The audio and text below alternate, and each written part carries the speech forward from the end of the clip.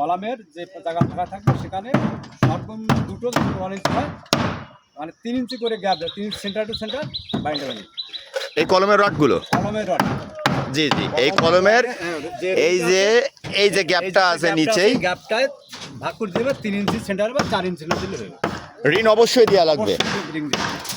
ঠিক আছে দর্শক, দেখে নিন তিনি যে পরামর্শগুলো দিলেন সাইডের ইঞ্জিনিয়ার স্যার আমাদের।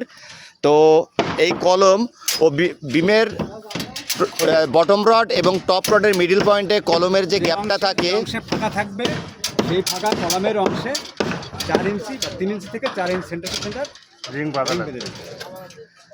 যে নিয়মে দেখে নিন এখানে। আর রিংয়ের যে এখানে যে হুকটা দেওয়া হয়েছে ওটা হচ্ছে 135 ডিগ্রি অ্যাঙ্গেল হবে। অবশ্যই দেওয়া লাগবে। ওরা 135 ডিগ্রি দেওয়া লাগবে। হুক আছে ঠিক আছে, Okay. আর একটু লম্বা হওয়া দরকার ছিল।